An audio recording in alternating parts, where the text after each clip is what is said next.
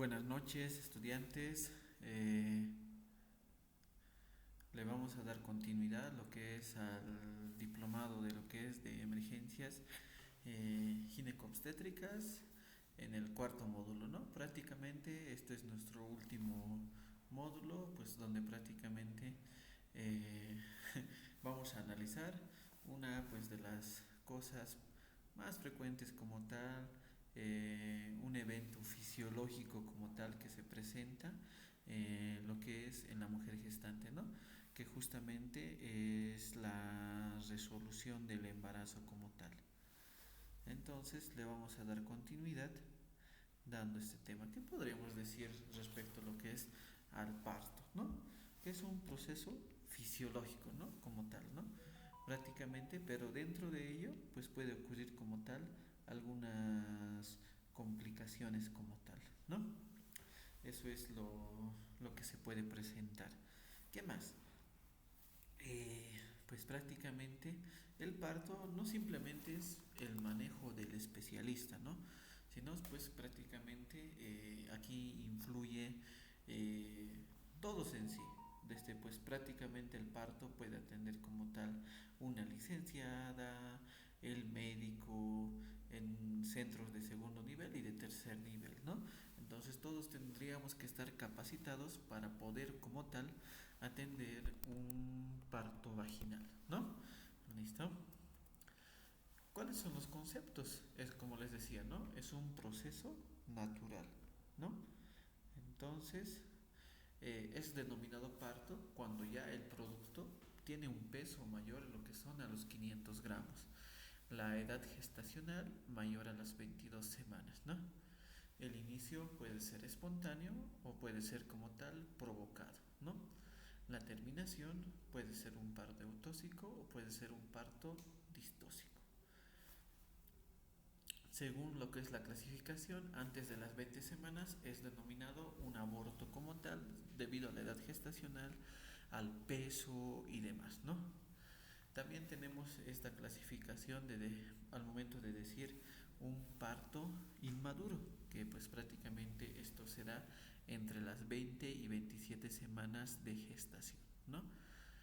Un parto prematuro desde lo que son las 27 y 37 semanas de gestación, un parto de término justamente cuando se encuentra lo que es dentro de lo que es las 37 y 41 semanas, ¿no? Justamente aquí hay una clasificación que es sacado por la COG donde nos dice término, o sea, es un embarazo de término, pero temprano. Este periodo es comprendido entre lo que son las 37 semanas y las 38 semanas, ¿no? Y término, pues prácticamente un embarazo de término de 38 semanas hasta las 41 semanas. A partir de las 41 semanas se maneja también un término que es el embarazo término tardío. ¿Listo? Y pues prácticamente eh, esto pues podría prácticamente poner en riesgo como tal al feto, ¿no? Justamente nosotros tenemos miedo cuando se presenta como tal un embarazo ya que está en vías de prolongación a partir de las 41 semanas hasta las 42 semanas. ¿Por qué? ¿Por qué es nuestra preocupación? Justamente porque en esta etapa pues prácticamente ya está reducido como tal eh, el espacio como tal para que el feto pueda desarrollarse y continúe desarrollándose. Secundario al crecimiento y tal, se puede comprimir lo que es el abdomen, y secundario a esto y también lo que son los fenómenos funcionales, puede pues prácticamente presentarse el meconio, ¿no? Y secundario a ello se puede pues broncoaspirar, aspirar lo que es el meconio. El bebé puede entrar en sufrimiento fetal agudo, y si no se resuelve de manera inmediata puede ovitarse como tal el bebé, ¿no?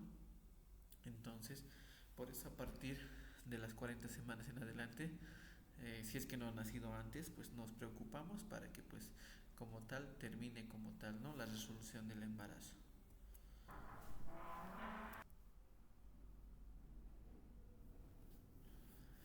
Entonces tenemos como tal la determinación del inicio del parto como tal, ¿no? ¿Listo? Tenemos factores hormonales que aumentan la contractibilidad uterina, como ser el aumento del cociente estrógeno-progesterona. La oxitocina provoca lo que es la contracción del útero, el efecto de las hormonas fetales sobre el útero, como ser el cortisol y demás, ¿no? Entonces, el aumento del cociente estrógeno-progesterona, prácticamente la progesterona inhibe lo que es la contractibilidad uterina, evita lo que es la expulsión del feto, ¿no? Y los estrógenos aumentan la contractibilidad del útero, incrementa lo que es el número de uniones intercelulares comunicantes entre células adyacentes de la musculatura del útero como tal. Efectos de las hormonas fetales sobre el útero, ¿no? Entonces, miren, la hipófisis fetal aumenta lo que es la secreción de oxitocina. Las glándulas suprarrenales, lo que les mencionaba, secretan grandes cantidades de cortisol, ¿listo? Y las membranas fetales liberan justamente las prostaglandinas que en concentraciones elevadas, pues en el momento del parto, ¿no? Los factores mecánicos que aumentan la contractibilidad del útero, la distensión de la musculatura uterina, la distensión o irritación del cuello uterino. Aquí pues hacemos referencia a lo que son los reflejos de Ferguson como tal, ¿no? El reflejo de Ferguson 1, 2 y 3. El 1 justamente es por la distensión propiamente del útero, ¿no? La Ferguson 2 es por la dilatación del cervix y el Ferguson 3 es pues cuando ya ha nacido como tal el feto y producto del amamantamiento, ¿no? Que esto justamente nos sirve para la formación del globo de seguridad de Pinart. El amamantamiento libera como tal como lo que es la oxitocina. El trabajo de parto tenemos como tal fenómenos activos y fenómenos pasivos. Entonces, ¿cuál es la característica? La expulsión de lo que son del feto y sus anexos a través de lo que son de las vías genitales, ¿no? Aquí vemos el cuello uterino y también lo que es la vagina, ¿no? Tres etapas tenemos de borramiento, dilatación, expulsión y la salida de lo que es de la placenta y las membranas, ¿no? Los elementos del parto, pues prácticamente el motor, obviamente que sí, porque también hay problemas como tal, lo que es en el motor del canal del parto como tal, ¿no? Que se podría presentar las disdinamias. En el canal genital tiene que ser valorado, obviamente sí, ¿no?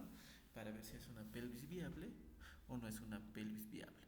El móvil del parto, ¿no? Ahí pues justamente el producto no es que desciende pues así en esta posición, sino es que realiza una serie de movimientos como tal de encaje y descenso, rotación, que lo vamos a ver, lo que es en el mecanismo de parto, ¿no?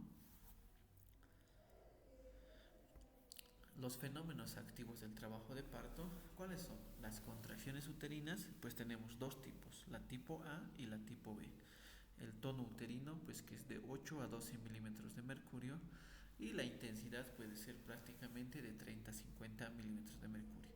La frecuencia, el intervalo de 3 a 4 contracciones minuto, la duración, que puede ser 200 segundos, pero por lo general pues nos dura de 30 a 50 segundos. En el preparto, pues prácticamente la desaparición de las contracciones tipo A, la maduración paulatina del cuello, ¿no? Entonces vemos aquí cómo se visualiza como tal una contracción uterina. Esto es lo que es la intensidad y el espacio que hay entre contracción y contracción se denomina el intervalo y aquí vemos lo que es la duración, ¿no? Más características de lo que es la contracción uterina, como tal, vemos aquí, ¿no? Tenemos una fase de inicio rápido y prácticamente hay un periodo de relajación, pues el primero es rápido, luego va lentamente, luego hay otra fase de contracción, otra fase de relajación como tal, ¿no? Entonces son lo que valoramos, la intensidad, el intervalo, el ACME justamente, que es el periodo de máxima contracción, y la frecuencia, ¿no? Todo esto se evalúa durante la monitorización. ¿no? Y de acuerdo a eso, pues vemos si hay contracciones pues que son adecuadas para generar lo que es un trabajo de parto, ¿no? Algo característico nos menciona, ¿no?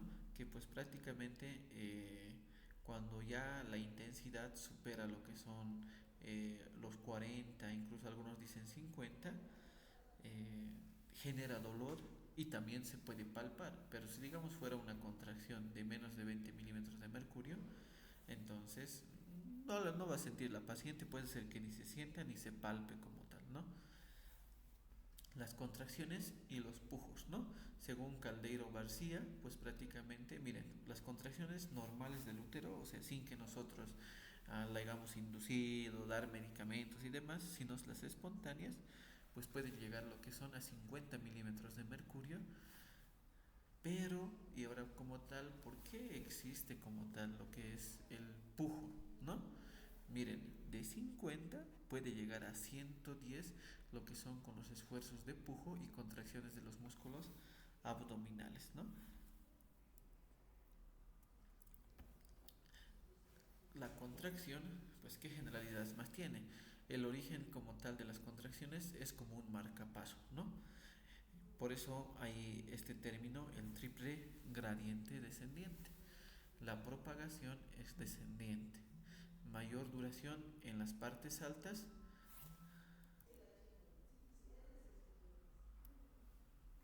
como les mencionaba, ¿no? Entonces, todo esto tiene que ver respecto a lo que son a las contracciones uterinas con el triple gradiente descendiente. La propagación es descendiente. Mayor duración en las partes altas que en las partes bajas. Mayor intensidad en las partes altas que en las bajas, ¿no? Justamente, y todo esto, pues prácticamente hace que acomode lo que es la calota fetal en el, pues prácticamente en el canal pélvico, ¿no? Esa es la funcionalidad que tiene este marcapasos uterino. Algunas veces puede haber una alteración en la frecuencia cardíaca basal con las contracciones uterinas, se puede comprimir la calota y demás, se puede comprimir tal vez si es que tiene un escaso líquido como ser el oligohidramio, se puede comprimir el cordón y pues secundario a esto pues baja más aún lo que es la frecuencia cardíaca fetal, ¿no? Hay también ascensos transitorios, taquicardias transitorias y en algunas situaciones espigas, ¿no? Dentro de lo que es la actividad uterina, ahí es un término que manejamos que no es nada más que la frecuencia de las contracciones uterinas por la intensidad en 10 minutos, ¿no? Entonces tenemos un ejemplo. 3 contracciones en 10 minutos con una intensidad de 40 milímetros de mercurio. Esto lo analizamos en la monitorización. No hay otra forma de pues, sacar este valor. Entonces, la multiplicación de esto nos da un igual a 120 de actividad uterina. Entonces nos dice, ¿no?, la literatura que con una actividad mayor a 100, pues prácticamente nosotros decimos que esa paciente está en trabajo de parto, ¿no? La contracción de 20 milímetros de mercurio, el umbral pues prácticamente para la palpación, lo que nos menciona, ¿no?, que nosotros ya podríamos palpar. Menos de 20 de milímetros, no siente la paciente y tampoco lo podemos palpar. La contracción mayor a 25 milímetros de mercurio pues puede generar como tal el dolor, ¿no? Entonces, esto por ejemplo, esto eran los libros, ¿no? De más o menos cómo están en el embarazo, en el preparto, ¿no? Pueden ser, siempre pues hay contracciones esporádicas que pueden presentar a una edad gestacional de 34, 33 semanas, 35 semanas, ¿no? Pero vemos cómo se va modificando. Comienzo de la dilatación, vemos 3 contracciones. Cuando ya, pues miren, luego vemos 4 contracciones cuando ya está, por así decir, con 9 de dilatación, y en un periodo expulsivo, pues prácticamente aumenta lo que son las contracciones, justamente por ese reflejo que las pacientes tienen de pujo por la estimulación a nivel rectal, ¿no? Entonces vemos aquí, ¿no? Y en el alumbramiento, pues esto va a ir como tal, sigue presentándose las contracciones. Después del parto va disminuyendo y estas contracciones después del parto pues son esenciales. ¿Para qué? Para que se forme el globo de seguridad de Pinard. Como habíamos hablado de lo que son los fenómenos activos, que son las contracciones uterinas, También tenemos lo que es, eh, tenemos también eh, lo que son los pujos, ¿no?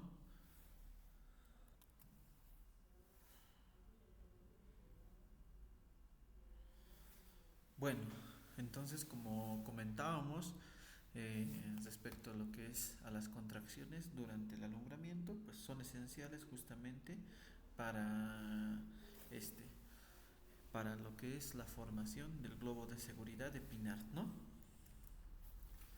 También tenemos lo que son los fenómenos pasivos del parto, ¿no?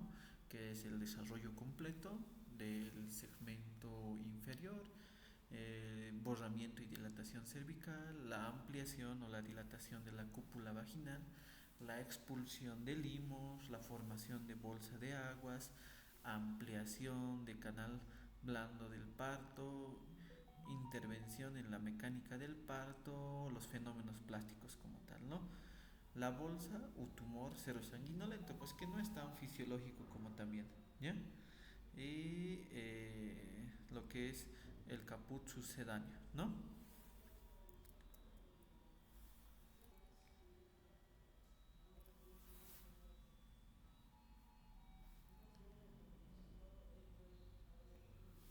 Bueno, ¿no? Hay estas fases justamente eh, de las contracciones uterinas cuando la paciente ya está pues en trabajo de parto, ¿no? Tenemos las curvas de Friedman, pues prácticamente tenemos una fase de aceleración que pues ocurre más o menos cuando la paciente está con una dilatación de 4 a 6 centímetros, fase de pendiente máxima de 6 a 8 centímetros, fase de desaceleración de los 9 a los 10 centímetros como tal, ¿no? De dilatación. Entonces, algo importante que tenemos que considerar durante el trabajo de parto es los tiempos, ¿no? Prácticamente nos menciona que la fase latente, o sea, cuando está con dilatación de 2 3 puede durar unas 20 horas más o menos hasta que llegue a una fase activa. En multíparas, 14 horas, ¿no? La velocidad de dilatación es de 1.2 centímetros por hora en las nulíparas, de 1.5 por hora, lo que son en las multíparas, lo que nos menciona, ¿no? El descenso, 1 centímetro hora en las nulíparas y 2 centímetros hora en las multíparas, ¿no? La velocidad de desaceleración en 3 horas, pues prácticamente, y en las multíparas 1 hora, ¿no? Entonces, nosotros, por ejemplo, hemos realizado como tal una actualización respecto a lo que es al tiempo que debe durar el trabajo de parto, ¿no? Recomendaciones para la prevención segura del parto por cesárea primaria. ¿Qué quiere decir? Una fase latente prolongada es más de 20 horas en mujeres nulíparas y 14 horas en mujeres multíparas.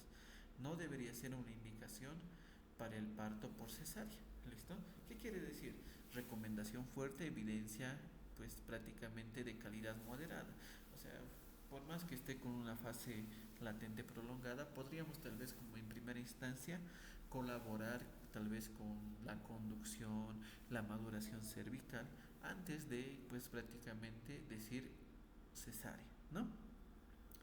La dilatación cervical de 6 centímetros debe considerarse el umbral de la fase activa, ¿no? Nosotros nos manejamos en base a un partograma prácticamente que está desactualizado, donde prácticamente la fase activa inicia cuando ya hay dilatación mayor a 4 centímetros. Pero lo que nos dice la literatura actual, que no debería ser así. ¿Y por qué? Porque justamente si nosotros, digamos, le abrimos el partograma con una dilatación de 4 centímetros, entonces puede ser que se prolongue y pues nos va a llegar, va a superar lo que son la línea de acción. ¿Qué quiere decir? Cuando nosotros llegamos a la línea de acción es que porque nosotros tenemos que dar alguna medicación o algo está pasando, entonces nos indica que podemos tomar decisiones equivocadas, por lo cual nos indica que el partograma debería abrirse con 6 de dilatación, ¿no? No sé si algunas veces, pues tal vez cuando han hecho sus rotes en el internado y demás o en el trabajo, donde abrían 2 hojas de partograma cuando pues prácticamente tenía una dilatación de 4. En la otra hoja le abrían con 7 de dilatación y así sucesivamente, ¿no? Incluso había 3 hojas de partograma, entonces no tiene mucho sentido, ¿no? La recomendación fuerte, evidencia de calidad moderada, ¿no? Antes de diagnosticar lo que es la detención del trabajo de parto, pues prácticamente en la segunda etapa, si las condiciones maternas y fetales lo permiten, hay que tener en cuenta que nosotros decimos descenso detenido de la presentación, pues o prácticamente o detención del trabajo de parto, al menos 2 horas de pujar en las mujeres multíparas, ¿se dan de cuenta? Y 3 horas en las mujeres nulíparas.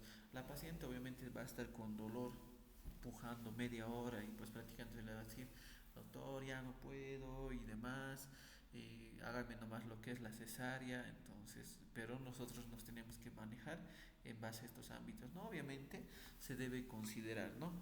Muchos factores, simplemente esto es el tiempo, pero se debe considerar otros factores como ser si la paciente tiene o no tiene, digamos, algún factor de riesgo, como ser preeclampsia, el bebé está meconeado o prácticamente su latido prácticamente con oscilaciones, entonces donde sí nos va a llevar a tomar pues decisiones importantes, ¿no? El mecanismo del parto en la presentación cefálica de vértice, ¿no? Entonces, tenemos lo que es la acomodación de la cabeza, el descenso de la cabeza, la rotación interna, la acomodación de hombros, el desprendimiento de la cabeza, el descenso de los hombros como tal y la rotación externa e interna de los hombros, ¿no? Y finalmente el desprendimiento de los hombros. Estos son los 6 pasos o los 6 mecanismos por la cual cursa como tal eh, un embarazo en presentación cefálica modalidad vértice como tal, ¿no? Entonces tiene sus fenómenos como tal, ¿no? Como tal conocemos lo que es la pelvimetría y demás, ¿no? Entonces también deberíamos conocer lo que son los diámetros del feto como tal, ¿no? Entonces el primer tiempo, la acomodación del polo pues al área del estrecho superior, ¿no?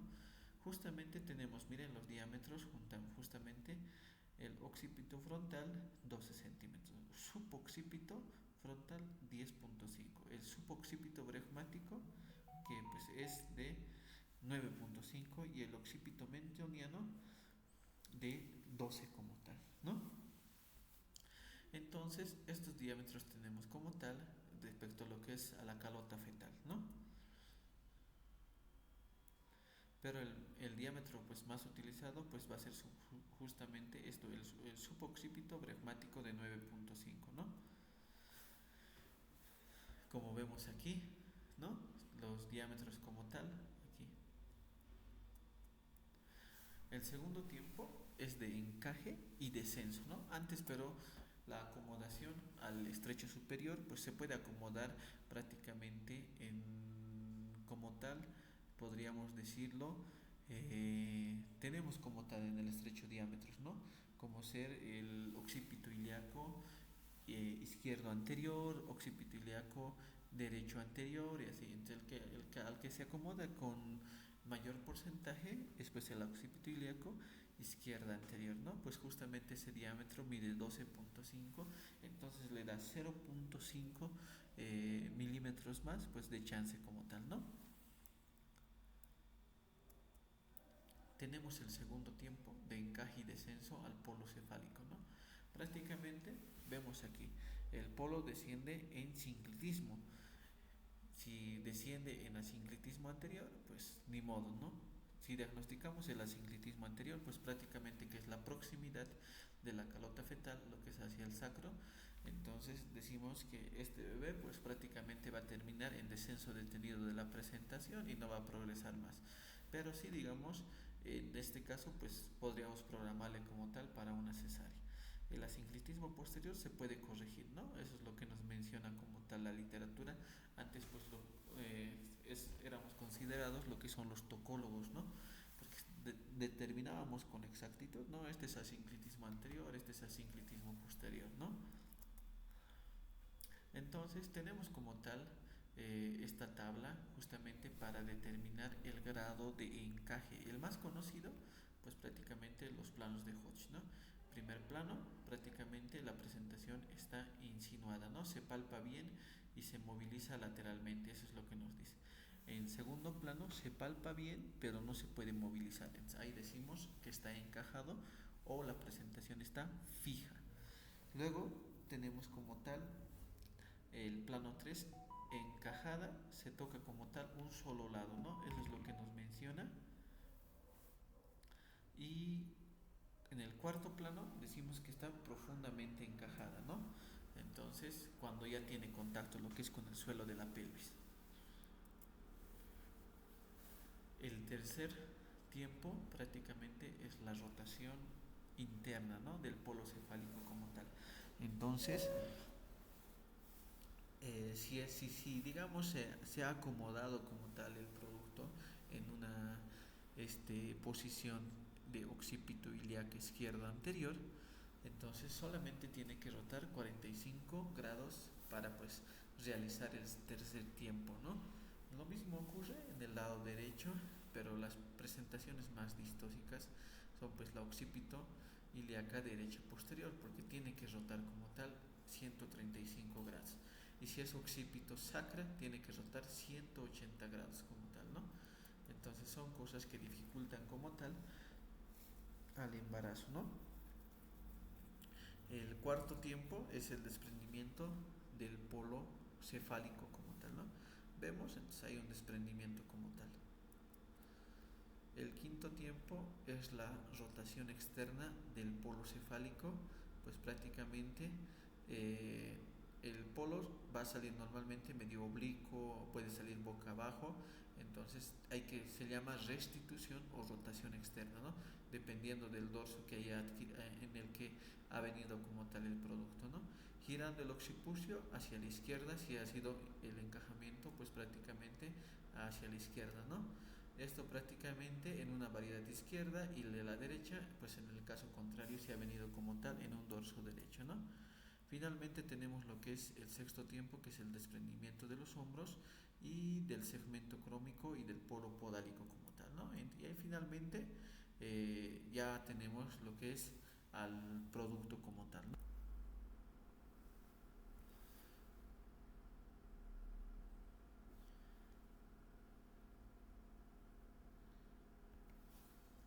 Bueno, entonces justamente tenemos que tomar en cuenta todas estas situaciones pues al momento de lo que es la atención del parto, ¿no? Pueden presentarse episodios agudos de distrés fetal. Entonces justamente el periodo donde pues más que todo nos asustamos y demás es ese periodo donde está en el periodo expulsivo por la compresión de la calota, pues justamente hay una bradicardia fetal, ¿no?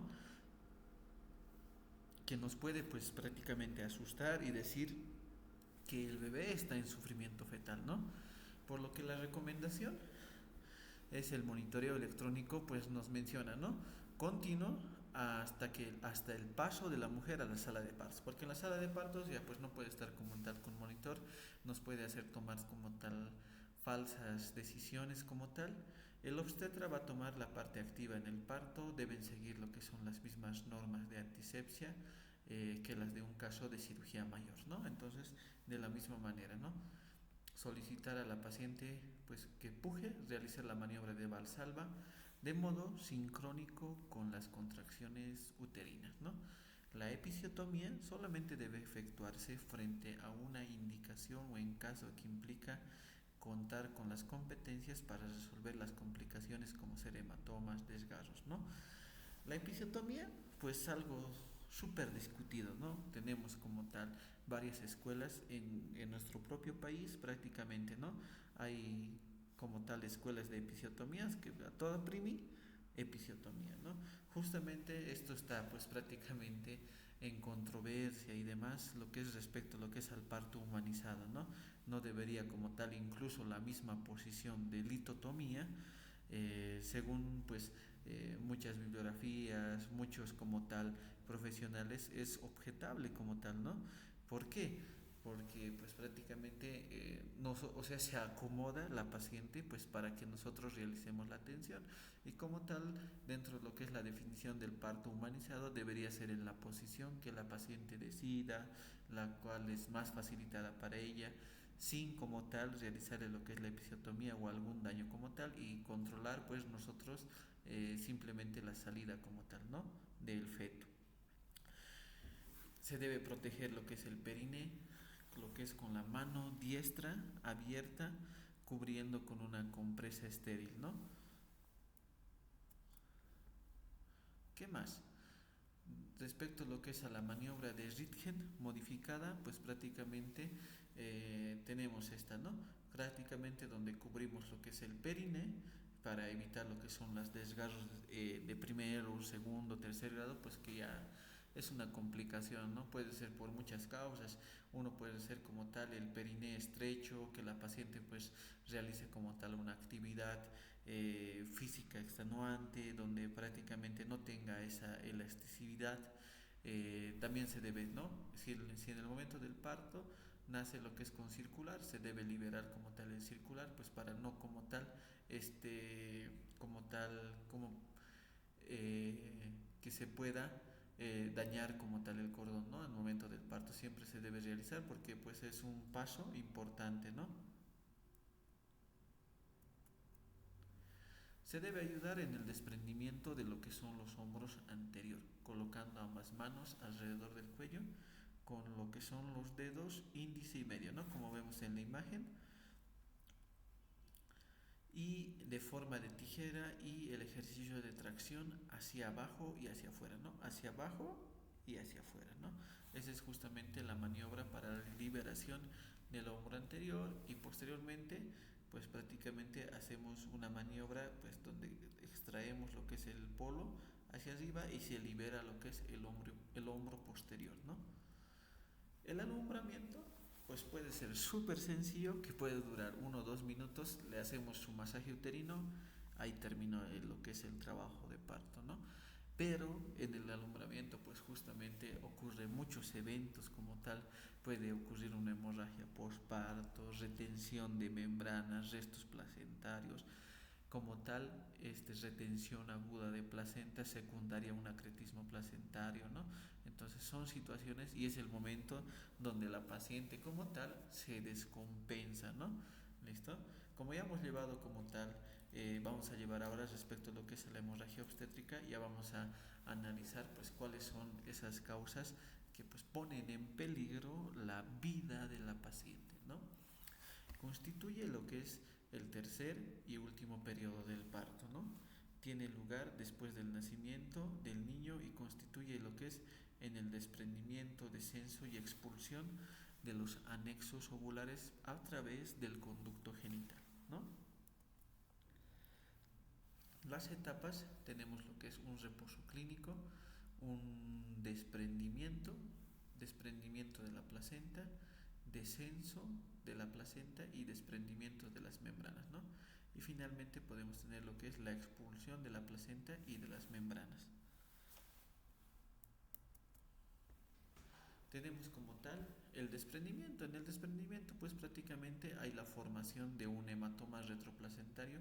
Secundario a eso va aumentando el hematoma retroplacentario, y de lo que es de la decidua se va desprendiendo lo que es la placenta, ¿no? Hay signos como tal de desprendimiento, ¿no?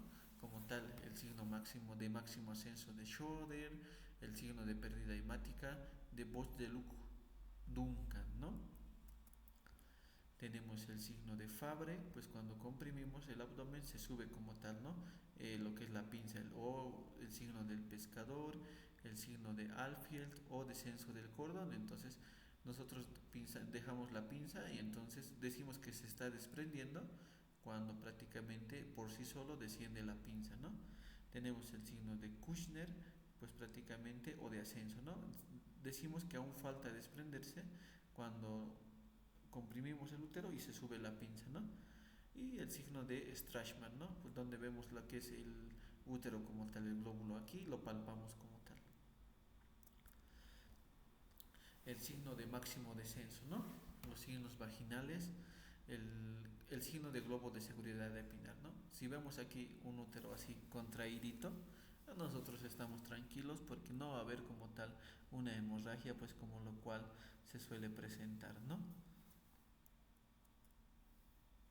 La modalidad de desprendimiento, tenemos dos modalidades, la más frecuente es la central, el mecanismo de Bode-Luck-Schulz, ¿no? Que es el 85%, donde primeramente se desprende lo que es la cara fetal, ¿no? Luego tenemos otra modalidad del desprendimiento que ocurre en un 15%, que es del Bode-Luck-Duncan, ¿no? Donde primero se desprende lo que son las cara materna. ¿Y cuál es la importancia? Digamos, no, ya nace por Schultz, nace por Duncan. En lo que es la modalidad Duncan, pues prácticamente hay más riesgo de que se quede como tal restos placentarios y nosotros haya la necesidad de realizar como tal una revisión como tal, ¿no? Manejo del tercer periodo, justamente, ¿no? Hay un manejo expectante y hay un manejo activo. Este manejo expectante prácticamente nos trae muchas complicaciones, por lo cual siempre debería realizarse el manejo activo, ¿no? En el manejo fisiológico no se utiliza oxitóxico, se expulsa la placenta por gravedad y por el esfuerzo materno, se pinza el cordón después de la expulsión de la placenta. En el manejo activo se administra lo que son oxitóxicos, se pinza el cordón, se expulsa la placenta mediante lo que es la tracción controlada del cordón, ¿no? Y contratracción sobre el fondo uterino. Y se masajea lo que es el fondo uterino como tal, ¿no? La clave, administración de oxitóxicos. ¿Cuándo? Cuando pues prácticamente ya se está desprendiendo lo que son los hombros, ¿no? Se debe administrar 10 unidades internacionales de oxitocina intramuscular, ¿no? Y posteriormente que ha salido la placenta y demás, se debe dar el masaje en el fondo uterino, ¿no? Siempre nosotros comentábamos que el mejor uterotónico es el masaje uterino, ¿no? Entonces hay que estar masajeando constantemente para que pues por más a veces a la paciente le duela, pues hay que masajear, ¿no? Y pues al final tenemos como tal, ¿no? Pero algo que tal vez tenemos que considerar justamente, esto es el manejo de un parto eutóxico, ¿no? Ya es distinto cuando se presenta tal vez los problemas que podríamos tener en lo que es en la atención del canal de parto, justamente en esta etapa. Si digamos es un producto macrosómico o un producto grande para la edad gestacional, los hombros se encajan lo que es en la sínfisis púbica y lo que es en el coxis, ¿no? Por lo cual no se libera de esta manera, ¿no? Traccionamos y el hombro está aquí, ¿no? Vemos aquí en lo que es en el puntero, el hombro aquí y el otro hombro aquí. Por lo cual, y la cabeza pegada a lo que es al perine. Se libera como tal, ¿no? La cabeza, pero los hombros no. Entonces, a eso se denomina distocia de hombros. ¿En cuánto tiempo podríamos decir distocia de hombros? Por lo menos en un tiempo transcurrido de 3 a 5 minutos, ¿no? Entonces tendríamos que realizar lo que es la maniobra de Mac Roberts, que es la hiperextensión de lo que es de los muslos sobre el abdomen y prácticamente ayudar lo que es sobre con un puño lo que es aquí en el hombro anterior y de esta manera ayudar a que se libere, ¿no? Listo, justamente con el pujo de la madre. Y hay veces que pues donde el producto realmente es macrosómico, pesa 5500, 5800, donde no responde como tal a las maniobras, entonces se le luxa como tal, ¿no? Lo que es la clavícula y de esta manera pues prácticamente ya podemos como tal la liberación, porque prácticamente el bebé puede estar entrando en hipoxia y sufrimiento fetal, ¿no? Son situaciones que se nos puede presentar. Ya vamos a ver, por ejemplo, después del posparto hay la hemorragia posparto, ¿no? Que son justamente las 4 T's. Esas son las consideraciones que tenemos que tener en el momento de la atención del parto, ¿no? Nos damos un break de unos 10 minutitos y vamos a continuar lo que es con el siguiente tema, ¿no?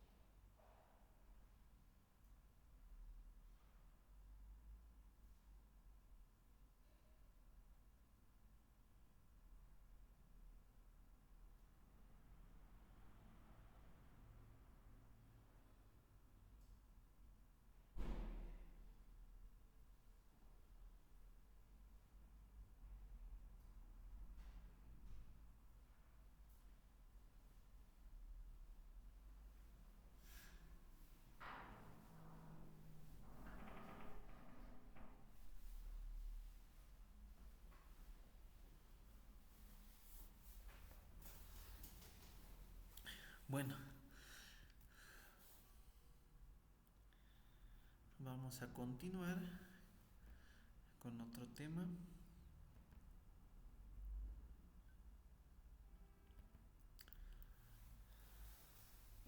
Lo que les mencionaba, ¿no?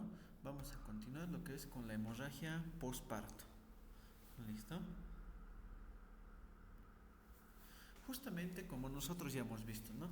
Esto ya sea en la variedad, pues, no sé, de vértice, variedad de frente, que son a veces las situaciones que se presentan, variedad de cara, que es la más peligrosa, que una vez que se diagnostica, pues prácticamente se debería realizar como tal la cesárea. Entonces, hay situaciones que complican como tal el embarazo, ¿no?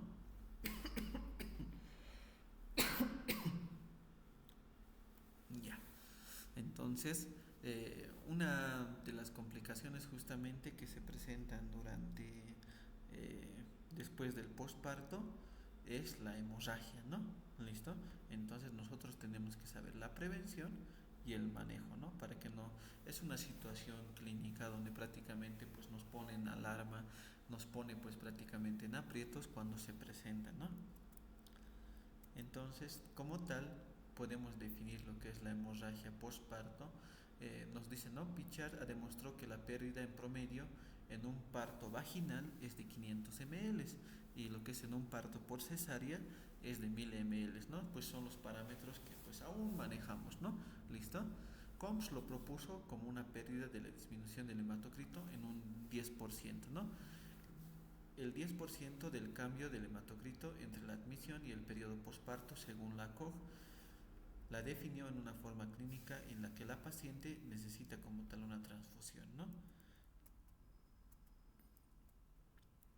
Respecto a lo que es a la epidemiología, se presenta como tal, esto por ejemplo en un 5 al 15%, es la segunda causa de mortalidad materna, causa mortalidad pues en un 11 al 25%, esto en países subdesarrollados, el nacimiento por vía vaginal pues prácticamente un 4% y por vía cesárea un 6%, ¿no?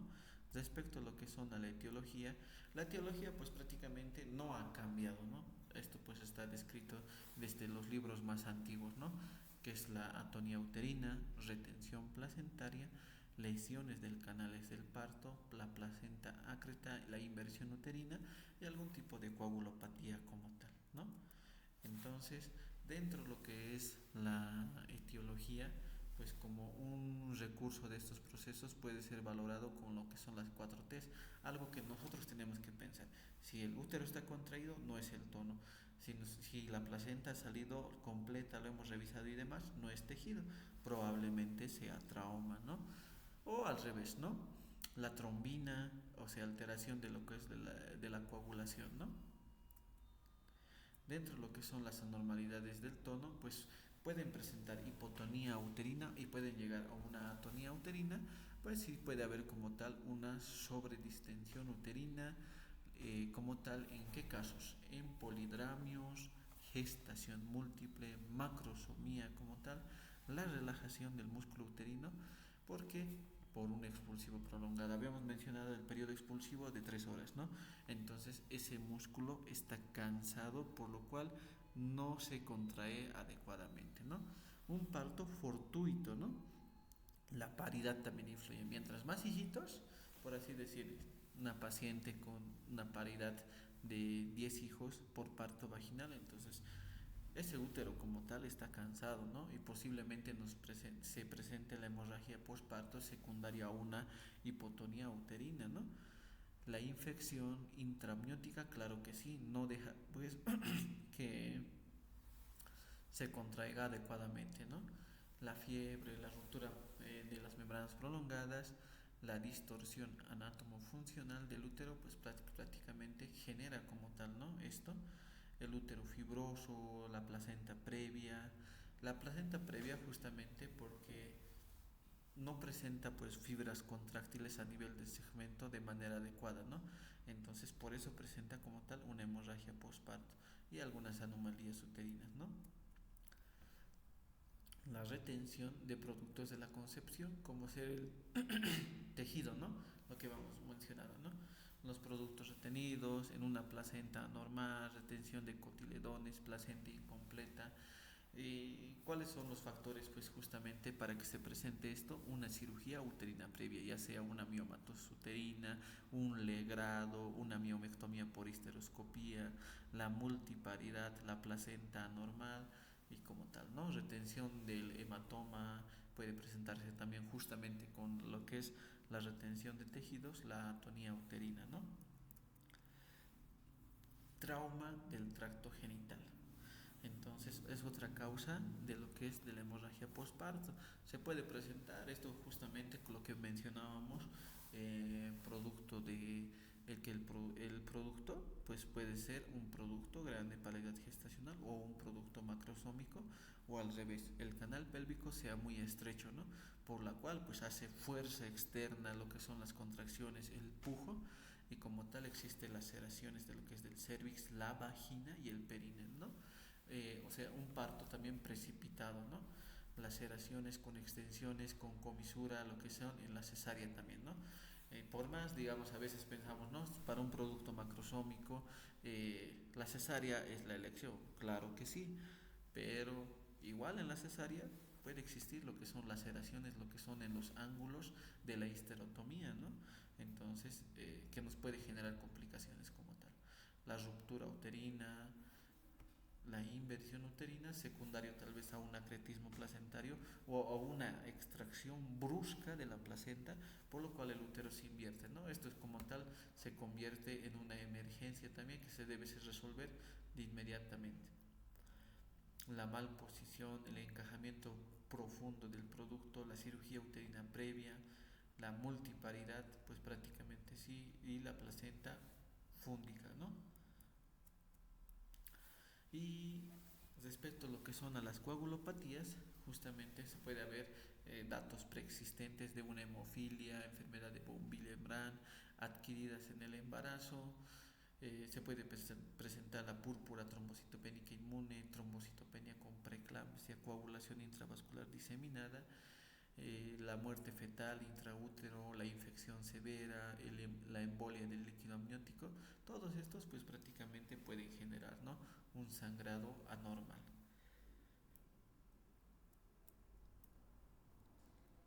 El cuadro clínico, entonces, ¿no? Prácticamente compensada, pues si pierde más o menos de lo que nosotros lo habíamos mencionado, ¿no? 500 en parto vaginal, 1000 ml, ¿no? Pues por eso justamente les preparamos con el sulfato ferroso para que no se descompensen como tal, ¿no? Respecto a lo que es una pérdida sanguínea leve de 1000 a 1500, moderada de 1500 a 2000, severa de 2000 a 3000, ¿no? Donde prácticamente hay cambios de los signos vitales pues de manera acelerada, ¿no? Miren, en la compensatoria puede haber palpitaciones, taquicardia, pero como tal ya en una severa colapso, disnea, anuria, la paciente entra en shock y pues prácticamente puede hacer un paro, ¿no? Las manifestaciones pues según la cantidad del sangrado. Miren, se dan de cuenta, puede haber manifestaciones pues prácticamente fetales, maternas, muerte fetal, shock materno, coagulopatía, shock severo y shock irreversible. En la hemorragia postparto, justamente útero contraído, sí, pensamos en laceración, preparación, hay que repararlo y pues si es que pese a la reparación entonces está entrando en una coagulopatía, puede ser, muchas veces decimos no, puede ser que tenga un problema de base de coagulopatía, pero también existe la coagulopatía de consumo. ¿Qué quiere decir esto de la coagulopatía de consumo? Que en un inicio sí tenía como tal, ¿no? Los factores de coagulación y demás, pero pasando el tiempo prácticamente entonces se ha ido consumiendo como tal sus plaquetas, ¿no? Entonces eso se llama coagulopatía de consumo. Entonces en este caso va a necesitar plasma, plaquetas crioprecipitados, ¿no? Si el útero no está contraído hay que revisar lo que es la cavidad. Puede ser por retención de restos placentarios o puede ser secundario a una hipotonía uterina, ¿no? El tratamiento tratamiento para una hipotonía uterina y una atonía, pues justamente va a ser la ligadura de la arteria uterina, ligadura de hipogástricas y si en el caso nos respondiera la histerectomía, ¿no? Algo que no está considerando aquí es lo que habíamos mencionado y lo que también vamos a hacer la práctica es sobre el balón de Bakri, ¿no? El balón de Bakri introducimos lo que es en el útero, entonces cumple una función compresiva y de esta manera pues hace hemostasia, ¿no? Otra vez volvemos a repetir, ¿no? Por eso una manera de prevenir es el manejo del tercer periodo del trabajo de parto, ¿no? Administración de oxitocina profiláctica posterior al nacimiento, pinzamiento del cordón y el corte del cordón umbilical, tracción controlada del cordón umbilical, ¿no? Tracción y contratracción, esa es la palabra clave, ¿listo? Porque si lo traccionamos de manera brusca, puede ser que exista como tal una inversión uterina incluso, ¿no? El masaje pasivo, esperar signos de desprendimiento, alumbramiento en forma espontánea. Esto es lo que no se debería hacer, ¿no? Porque podemos prácticamente ver cómo nuestra paciente pierde más débito hemático. El manejo de la hemorragia postparto. Es importante la detección precoz, darnos de cuenta, observar de forma rutinaria si está presente como tal una hemorragia excesiva, determinar la causa de la hemorragia, iniciar medidas de resucitación en algunos casos donde la hemorragia sea masiva, ¿listo? El uso de soluciones cristaloides, coloides y se debe solicitar lo que es la biometría hemática, pruebas cruzadas, grupo y factor. Obviamente esto ya lo tiene en su CLAP, ¿no? Pero siempre se debe realizar un adecuado manejo. Como ya lo vamos a ver, cómo se maneja como tal los líquidos, pues prácticamente en una paciente que está con shock, ¿no? Shock hipovolémico. El manejo de la hemorragia postparto, la exploración del tracto genital. Se debe revisar las posibles, pues prácticamente causas de la hemorragia postparto, como ser la regla de las 4 T's: tono, tejido. Si es tono, masaje, compresión, drogas, ¿no? El tejido se debe retirar como tal manualmente o mediante un curetaje, ¿no?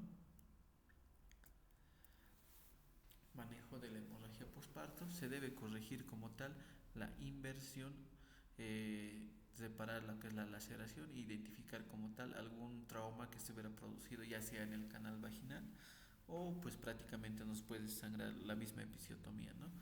La trombina, pues prácticamente podremos ayudarnos con crioprecipitados y demás, ¿no? Revertir lo que es la anticoagulación y reemplazar lo que son los factores.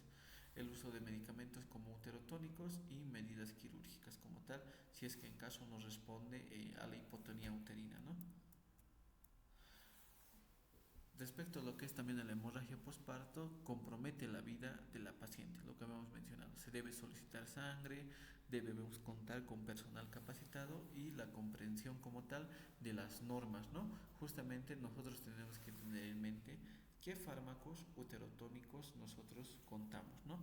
Administración de coloides, sangre, el empaquetamiento uterino, pues es una técnica antigua donde prácticamente consiste en la administración de gasas y la empaquetemos como tal el útero, ¿no? Eso se denomina empaquetamiento uterino, ¿no? La hemorragia obstétrica comprimimos y nosotros pues con el tacto tratamos como tal de comprimir por la parte posterior y esto es el empaquetamiento como tal, ¿no?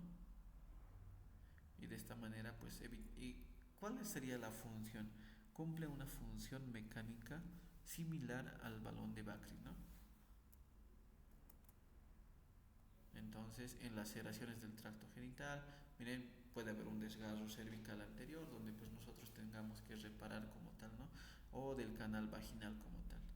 Son causas que a veces parecieran, ¿no? Vemos que el útero está contraído, vemos que prácticamente la placenta estaba íntegra y sigue sangrando. Buscamos y encontramos como tal la laceración, ¿no? O el trauma como tal del canal del parto. Muchas de las veces, pues miren, por así decirlo, tal vez por no realizar una adecuada reparación respecto a lo que es a la episiotomía o durante un trauma genital, se puede formar este tipo de hematomas como tal, que no es nada más que la colección del débito hemático y coágulos dentro de un espacio pues prácticamente virtual, ¿no? Dentro de un espacio donde no había, ¿no? genera dolor, incluso hay algunos hematomas que se pueden extender hasta el recto, nos mencionan, ¿no? Entonces, hay que tener mucho cuidado justamente y verificar bien cómo estamos reparando, hacerlo de la manera más adecuada y si digamos hay un punto que realmente está sangrando, entonces pues pedir incluso lo que es la colaboración para la reparación, ¿no? Porque hay laceraciones que son muy profundos, ¿no? Y pues nosotros necesitamos que alguien nos separe y demás, la iluminación y demás, ¿no? El tratamiento farmacológico tenemos lo que es, esto respecto a lo que es a la hipotonía uterina, ¿no? Tenemos una hormona sintética, pues prácticamente esto es de uso intravenoso, se puede utilizar intramuscular, intramiometrial, en los efectos adversos, vómitos, náuseas ocasional, la respuesta prácticamente de 30 a 60 minutos, ¿no? El inicio de la acción 1 a 2 minutos.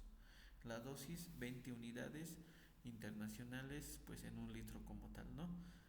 También se le puede colocar 5 unidades endovenoso en bolo o 10 unidades intramuscular. Tomamos de la mano muchas veces la metil-ergonovina, ¿no?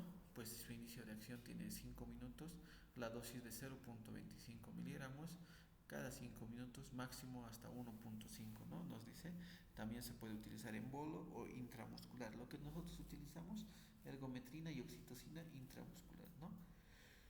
Causa vasoespasmo periférico y puede exacerbar lo que es la hipertensión, náuseas y vómitos. No usar como tal en la paciente con hipertensión, ¿listo? Justamente por este vasoespasmo periférico. No debería utilizarse en pacientes preeclámpticas, ¿no? ¿Y quién se lleva la flor? Claro que sí, es la carbetocina, ¿no? Que es un agonista, receptor, pues prácticamente ya se ha descrito desde los años 1987. Su acción es a los 2 minutos, la duración puede durar prácticamente de 6 incluso hasta 1 hora, ¿no? La bibliografía actual nos dice que incluso puede tener de 4 a 6 horas lo que es su tiempo de vida, ¿no? La dosis 100 microgramos, máximo hasta 200 microgramos, puede causar náuseas, dolor, prurito y vómito, ¿no? Otro que podríamos tomar de la mano es el misoprostol, que es un análogo sintético de la prostaglandina E1, ¿no? ¿Cuánto se podría utilizar? 600 microgramos vía oral. Esto se lo puede utilizar por vía oral o por vía rectal, ¿no? O directamente por vía rectal, otros recomiendan 800 miligramos, ¿no? Se puede usar en paciente con hipertensión, puede generar náuseas, vómitos, diarrea, que son los efectos, aumento en la temperatura, que son los efectos esperados del misoprostol.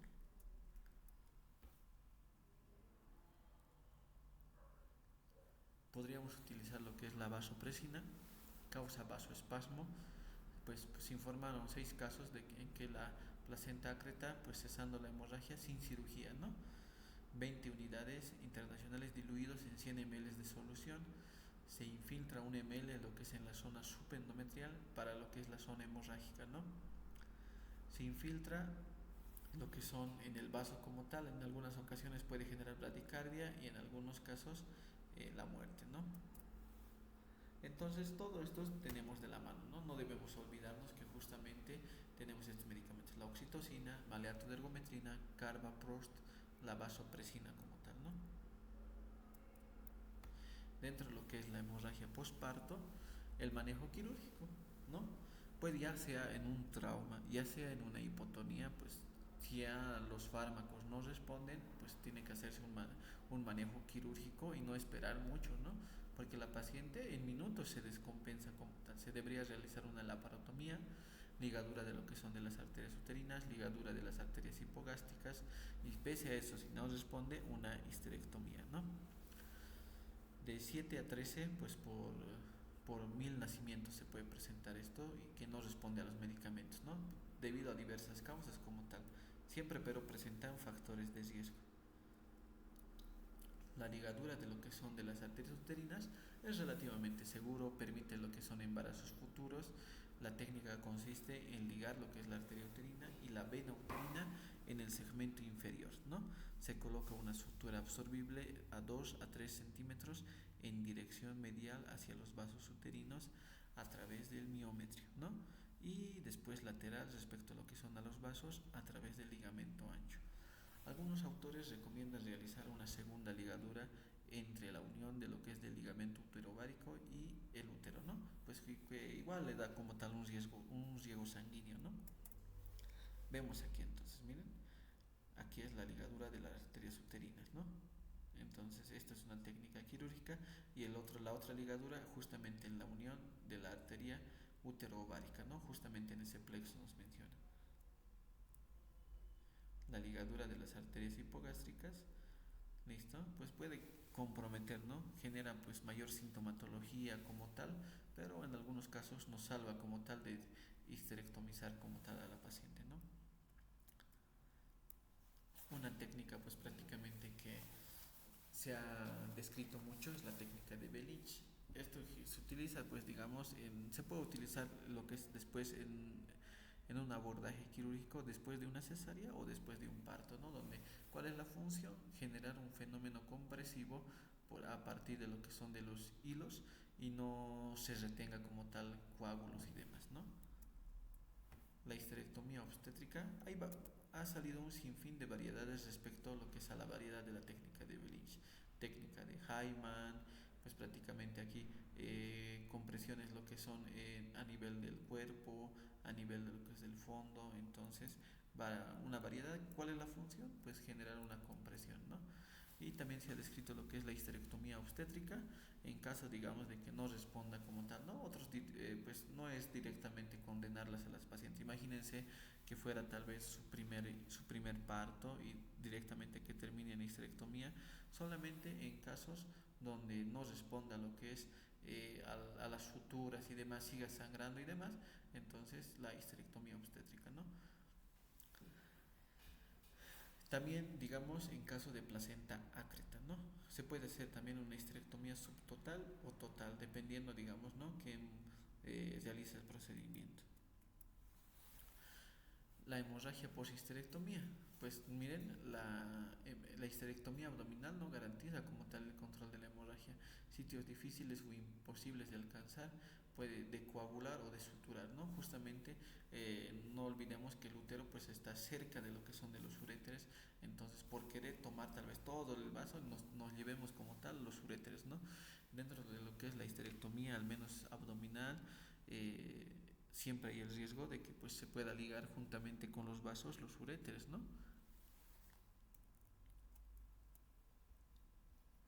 Empaquetamiento abdominal. Se ha usado por la hemorragia continua de la superficie peritoneal, ¿no? Existe como tal una coagulopatía de consumo, lo que les decía, ¿no? Porque la paciente ha sangrado tanto, pues y tal vez la decisión se ha tomado tarde, ya hay una coagulopatía de consumo, punto que colocamos, punto que sangra, ¿no? Porque no hay como tal ya lo que son las plaquetas y demás, ¿no? Y lo que es el empaquetamiento nos podría ayudar, ¿no? Firmemente con las que son las compresas, retiro después de 24 horas, corrección de la coagulopatía, también se usa lo que es el empaquetamiento transvaginal, ¿no? Otro, digamos, procedimiento es la embolización de la arteria uterina o la ilíaca interna. Esto justamente ya estaba descrito desde el año 1979. Pues prácticamente las desventajas: tiempo necesario 1 a 2 horas, disponibilidad del personal porque lo realiza el imaginólogo intervencionista, el equipo, el paciente con hemorragia postparto estable y cuando la opción quirúrgica se agotó, ¿no? Puede ser que presente pues muchos otros efectos o factores de riesgo que impidan como tal que se opere la paciente, ¿no? Entonces, eso respecto a lo que es la hemorragia postparto, ¿no? Entonces nosotros tenemos que tomar como tal medidas para que no lleguemos a esto, ¿no? Una manera de prevenir, pues si digamos nuestra paciente es su 10º embarazo, eh, ya tiene como tal 9 hijitos, entonces nosotros le colocamos una solución pues con oxitocina como tal, ¿no? Con 20 unidades, 30 unidades, 40 unidades para prevenir como tal pues que nos haga una hemorragia postparto secundario a hipotonía, evitar que la pérdida hemática. También podríamos utilizar misoprostol ya de entrada, pese que digamos en los primeros minutos se contraiga, ¿no? Por eso dentro de lo que es nuestro control prenatal, pues está lo que es el control de lo que es del globo de seguridad de Pinar cada 15 minutos por las primeras 2 horas, ¿no? pues que no todos cumplen, ¿no? Debería cumplirse al pie de la letra, es redactar los signos vitales, controlar lo que es el globo de seguridad de PNAD y demás, para, para asegurarnos de que nuestra paciente pues esté bien como tal, ¿no? Son cosas que debemos tomar en cuenta y es una manera pues prácticamente de prevenir, ¿no? Y si digamos ya tiene nuestra paciente el antecedente de pues no sé, de deficiencia de algún factor, como ser, o tiene como tal hemofilia y demás, si es que no está a nuestro alcance, referirlo, ¿no? Y si es que está, digamos, estaríamos en un hospital de tercer nivel, pues preparar todo lo que son las medidas adecuadas y no estar en ese momento correteando, ¿no? Lo más frecuente que ocurre en hemorragia postparto, ahí está como tal, ¿no? Están lo que son los residentes, el especialista, la enfermera y demás, pero no hay nada, ¿no? Pedimos una cosa y no hay como tal. Pedimos otra cosa y no hay como tal, ¿no? Entonces son cosas que deberíamos considerar justamente, ¿no? Bueno, vamos a continuar lo que es un tema pues prácticamente controvertido y pues que muchos de nosotros pues tal vez por la desesperación y demás, entonces podríamos cometer errores, ¿no? Una vez que se ha presentado la hemorragia postparto, no es digamos, no habíamos mencionado ya que tenemos que reparar la lesión, tenemos que dar masajes, tenemos que dar uterotónicos, pero sin embargo nuestra paciente ya ha perdido como tal, ¿no? Una pérdida hemática considerable, ya sea 500 ml, 1000 ml. Entonces nosotros, ¿cómo reponemos eso? ¿Qué debemos hacer? Deberíamos darle soluciones a chorros y demás. Entonces tenemos que tener un conocimiento general respecto a lo que son al manejo de líquidos. Yo sé pues que en muchos hospitales, en muchos centros de primer nivel no van a tener los recursos necesarios, ¿no? Pero tampoco pues sobrepasarse como tal respecto a lo que sí van a tener, lo que son soluciones, ¿no? Los cristaloides. Pero le colocan 3 4 litros y nuestras pacientes nos llegan con hemodilución, ¿no? Prácticamente y con soluciones frías y justamente puede causar esto pues un desenlace no el adecuado, ¿no? Para la paciente por no conocer como tal cómo es el manejo de líquidos como tal, ¿no? El manejo adecuado de líquidos y componentes sanguíneos es vital en la atención obstétrica, ¿no?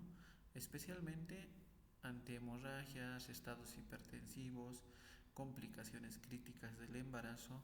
Las guías actuales insisten pues prácticamente en la individualización y el monitoreo estricto y la reanimación basada en objetivos para evitar una morbilidad materna y fetal, ¿no? Entonces nosotros tenemos que estar muy conscientes de lo que pues prácticamente vamos a realizar, ¿no? Los principios generales respecto a lo que son al manejo de los líquidos.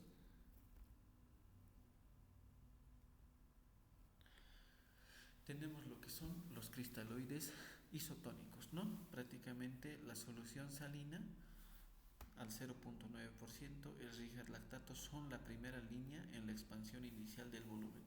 Todos pues en el centro como tal contamos lo que es con soluciones cristaloides, ¿no? Entonces es lo que nos menciona que se debería usar, ¿no? Respecto a lo que es a la restricción del volumen, pues prácticamente nos dice, ¿no? Un cc kilogramo hora lo que debería utilizarse, ¿no? No debería sobrepasarse. En la primera hora le entra 3 litros.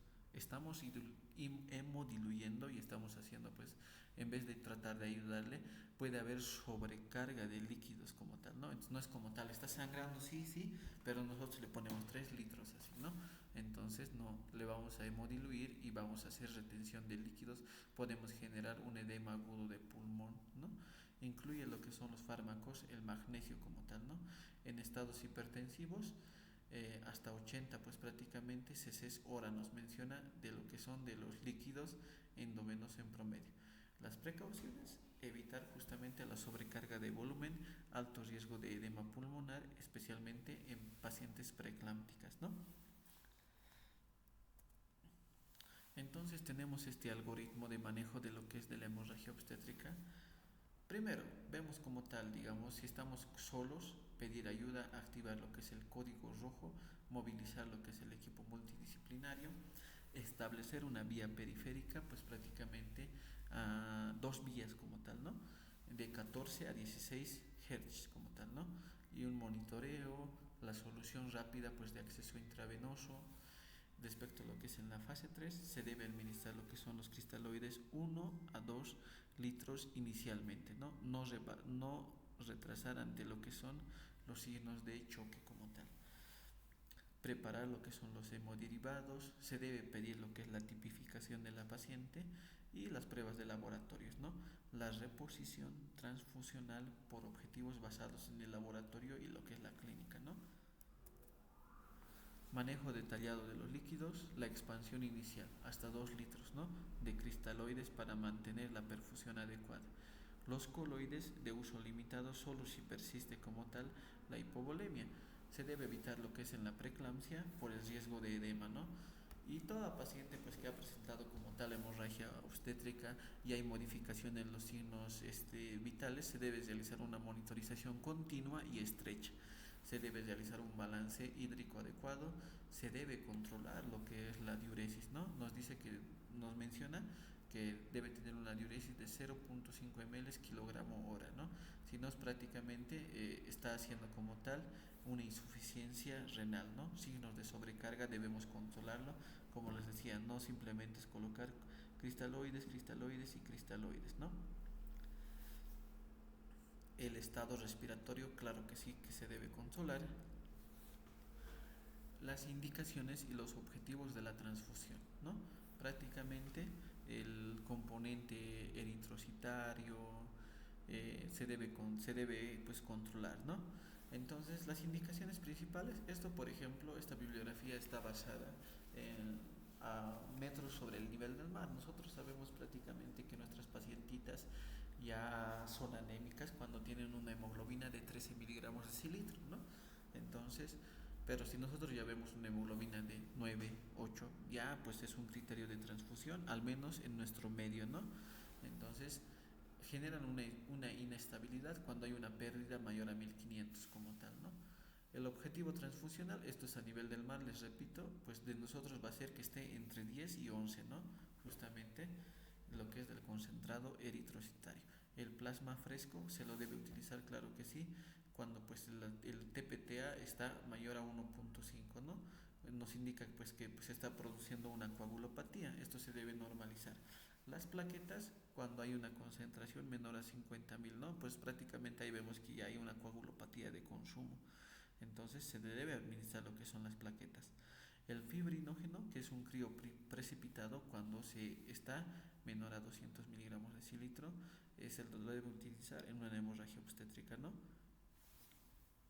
El objetivo mayor a 2 miligramos de cilitro.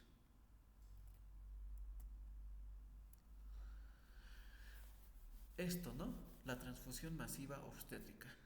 Reconocimiento inmediato de la hemorragia postparto, debe tener un acceso vascular, vía rápida, cristaloides iniciales, la transfusión secuencial, el concentrado eritrocitario, plasma, plaquetas y crioprecipitados, ¿no? Eso es lo que tenemos que tener a la mano. Las metas clínicas, pues de nosotros va a ser 9-10, ¿no?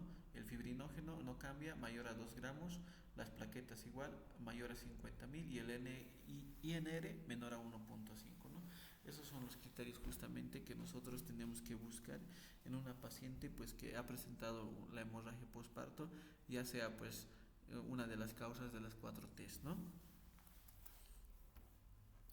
Los medicamentos adyuvantes innovadores, pues justamente ha llegado lo que es el ácido tranexámico, ¿no? En todo momento y hemos hablado como lo que es en el SUA, ¿no? En el sangrado uterino normal, que también nos da la mano, también lo que es en la hemorragia postparto, en la hemorragia obstétrica como tal, ¿no? 1 gramo endovenoso 10 a 20 minutos, ¿no? Repetir lo que es a la hora si el sangrado persiste, la eficacia es demostrada con reducción de la mortalidad.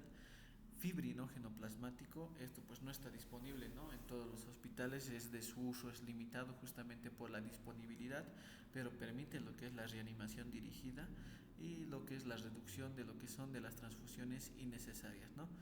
Las técnicas viscoelásticas permiten el manejo más preciso de lo que es de la coagulopatía en el tiempo real, ¿no? Tenemos como tal estos medicamentos que podríamos utilizar. Bueno, ¿no? La comparación de las soluciones endovenosas en el embarazo, ¿no? Tenemos lo que son, lo habíamos mencionado, lo que son los cristaloides de 1 a 2 litros, pues en un inicio, ¿no? O podríamos utilizar un cc kilogramo hora para la restricción como tal. En la hemorragia postparto, 1 a 2 litros. Coloide, evitar de rutina, riesgo de edema como tal, considerar solo en casos de, pues prácticamente, que no responda como tal, ¿no? El hemoderivado como tal no está indicado, ¿no? Solo si, pues, si prácticamente hay anemia o sangrado, ¿no? Según el protocolo de lo que es la hemorragia postparto, lo que pues prácticamente habíamos dicho. Entonces, hay que tenerlo claro, ¿no? La relación óptima de transfusión masiva, o sea, pues nuestra paciente sigue sangrando mientras nosotros tratamos tal vez de controlar lo que es, por así decir, un trauma, la hipotonía uterina, mientras pues tiene que haber otro personal adelante que esté manejando como tal la hemodinamia materna, ¿no? Entonces tiene que haber una relación, lo que nos menciona, 1-1-1, ¿no? Prácticamente una unidad de paquete globular que se llama lo que es el concentrado eritrocitario, una unidad de plasma fresco y una unidad de lo que es de plaqueta debería entrar en lo que es en esa concentración, ¿no? ¿Listo? Esta estrategia intenta imitar lo que es la sangre total, ¿no? Y se asocia con mejor control de la coagulopatía y lo que es la reducción de la mortalidad y de las complicaciones hemorrágicas graves, ¿no? Más o menos es como se debería manejar como tal los líquidos, ¿no? Deberíamos manejar lo que es la solución fisiológica, el Ringer lactato, que son pues prácticamente los cristaloides que nos mantienen como tal una presión hidrostática, ¿listo? Y deberemos hacer esta relación justamente de una unidad de paquete globular, una unidad de plasma fresco y una unidad de plaqueta, ¿no? Y no debería ser, pues como a veces las realizamos como tal, solamente paquetes, paquete globular, paquete globular, paquete globular, pero sin embargo está existiendo una coagulopatía de consumo, ¿no? Que nosotros tendríamos que corregir. Si no se corrige adecuadamente, por más que nosotros le pasemos 4, 5, 6, va a seguir sangrando, ¿no? Una medida de ayudar justamente es esto del plasma fresco y de lo que son de las plaquetas, ¿no? Con esto tratamos incluso de, pues prácticamente disminuir como tal, ¿no? El sangrado. Las complicaciones y las recomendaciones finales, ¿no? Las complicaciones por el manejo inadecuado, lo que les decía, ¿no?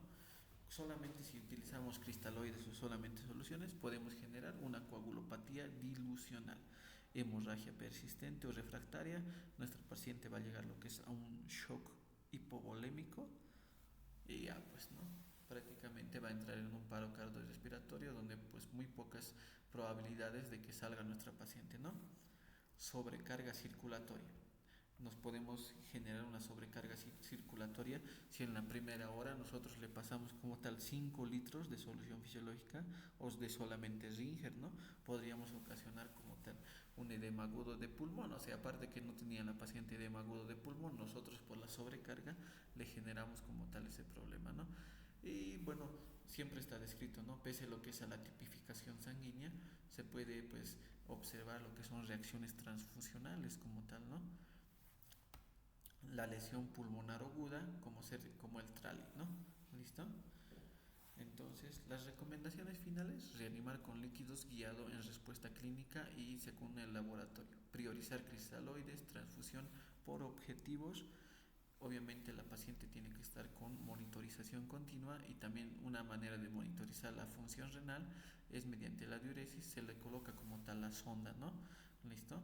El uso racional del ácido tranexámico, tenemos mano de lo que es del ácido tranexámico, el fibrinógeno y otros componentes, ¿no? Fomentar lo que es la capacitación, protocolos y simulaciones, ¿no? ¿Qué es lo que nosotros vamos a hacer? Justamente vamos a hacer una simulación de más o menos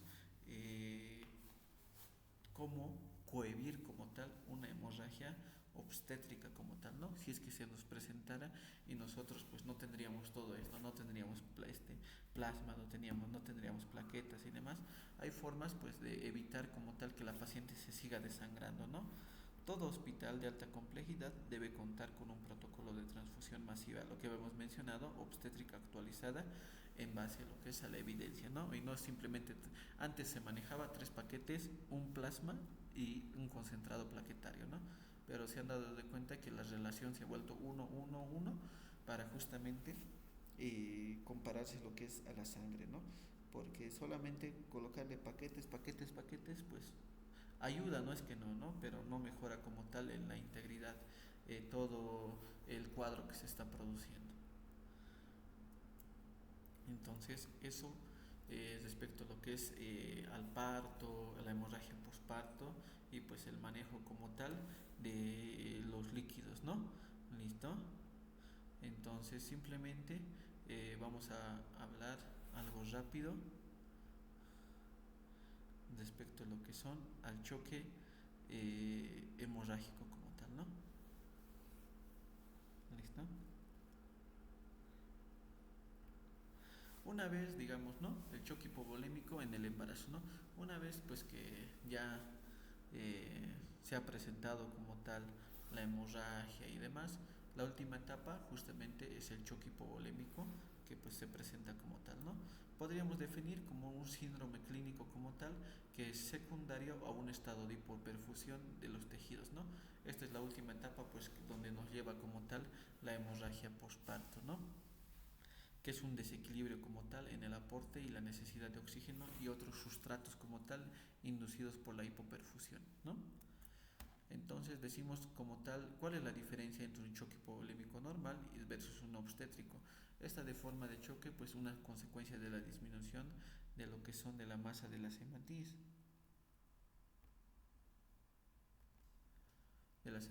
del plasma, por la hemorragia o la pérdida del volumen plasmático. El choque hemorrágico obstétrico, pues prácticamente por la pérdida aguda y masiva. Pues muchas veces nosotros hemos visto cómo realmente pues pierde lo que es la sangre, ¿no? Una paciente obstétrica. Esta clasificación es importante para clasificar lo que son los grados de shock.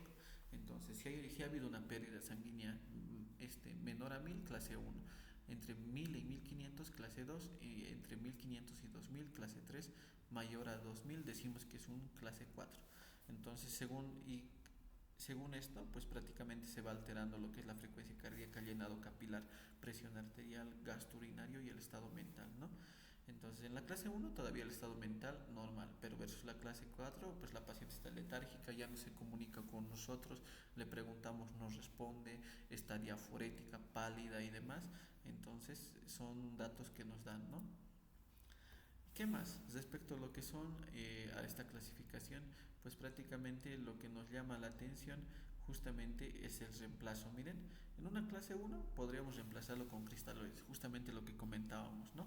Pero en una clase 4 ya pues deberíamos hacer la transfusión masiva que hemos llevado, la relación 1-1-1, ¿no? Respecto a lo que es a la epidemiología, pues prácticamente sigue siendo una de las causas principales de mortalidad, pues a nivel de Latinoamérica, lo que es como tal la hemorragia postparto, llegando a lo que es a un shock hipovolémico, ¿no? Y esto pues nos conlleva como tal a complicaciones. Los factores de riesgo, pues puede ser algún problema de coagulopatía o la púrpura trombocitopénica inmune, la enfermedad de von Willebrand, la hemofilia, el síndrome de HELP, el hígado graso agudo, el uso de anticoagulantes, el embarazo ectópico, claro que sí, ¿no? El cuadro clínico va a haber una taquicardia, hipotensión, oliguria, datos de hipoperfusión tisular, cianosis, frialdad cutánea, alteración del estado mental y puede estar al final letárgico, ¿no? Respecto a lo que es a la fisiopatología, todos sabemos pues que prácticamente un estado de hipoperfusión pues primero va a haber lo que es una redistribución del flujo, ¿no? Va a ir prácticamente al corazón, al cerebro y al riñón, ¿no? Esa es la redistribución de flujo que existe, quitando lo que es la parte de la circulación a los otros tejidos y otros órganos como tal, ¿no? Los diagnósticos clínicos: taquicardia, alteración del estado sensorial, taquipnea, frialdad distal, oliguria, ¿no?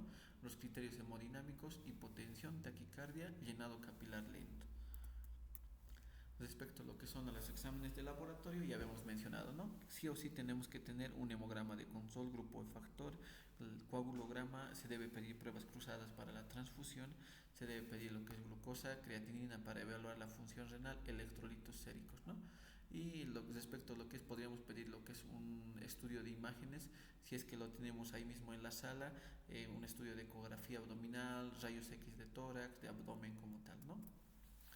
El tratamiento: la sustitución de líquidos, ya lo hemos visto como la sustitución de sangre en la relación 1-1-1, ¿no?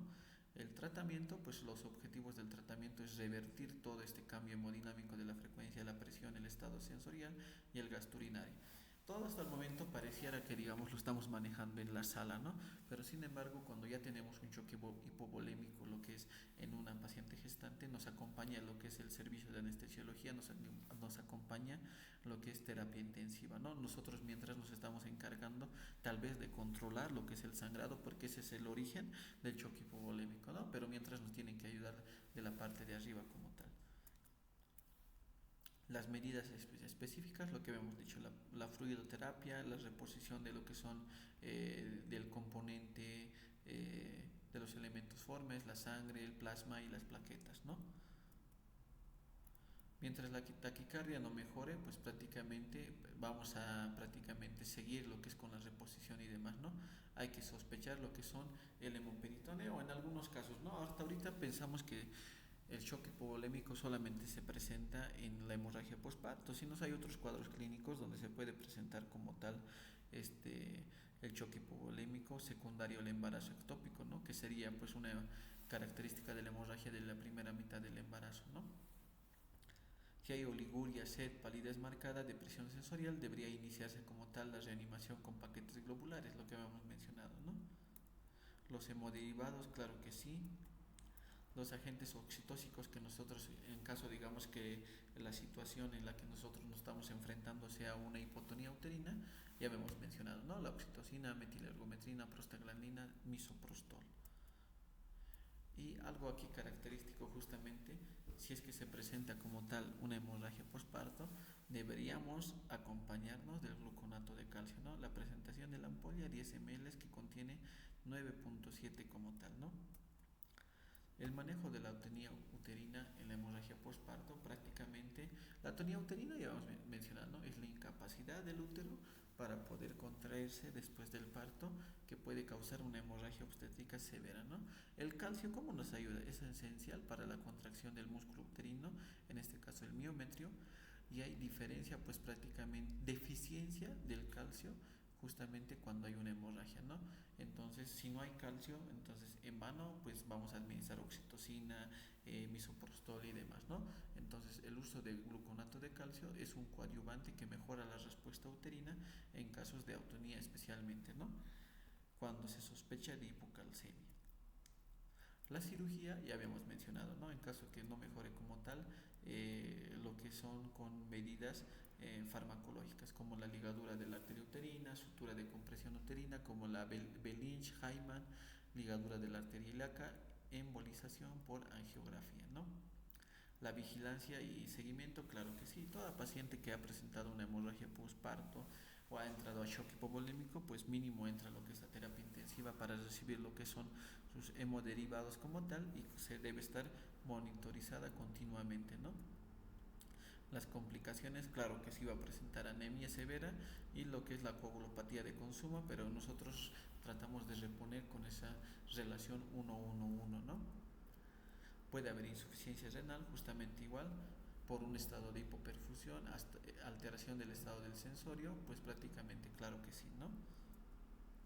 En las actualidades prácticamente el monitoreo, pues como les mencionaba, tiene que ser una monitorización continua constantemente de lo que son los signos vitales, ¿no? Como conclusión, prácticamente el choque hemorrágico obstétrico es un proceso evolutivo en el cual durante las primeras etapas de este se presentan cambios hemodinámicos claramente establecidos que deben ser identificados precozmente. Nosotros nos tenemos que dar cuenta, ¿no? Pero es pues prácticamente si es que es en la sala de partos nos damos de cuenta inmediatamente que la paciente está sangrando y se va a empezar a descompensar, ¿no? El choque hemorrágico agudo, la supervivencia reduce cuando se administra pues la sangre sola, listo, en comparación con sangre y soluciones cristaloides, ¿no? El pronóstico va a variar según el tipo de paciente que nosotros manejemos, ¿no? De buen pronóstico, pues si nosotros contenemos como tal la hemorragia y manejamos lo que son los líquidos y hemoderivados adecuadamente, ¿listo? Eso respecto a lo que son al choque hipovolémico, ¿listo? Entonces vamos a hacer la clase práctica como tal el día domingo y ya pues lo vamos a ver cómo podemos hacer, cómo podemos analizar, cómo podemos ver lo que son las respuestas, ¿no? ¿Listo?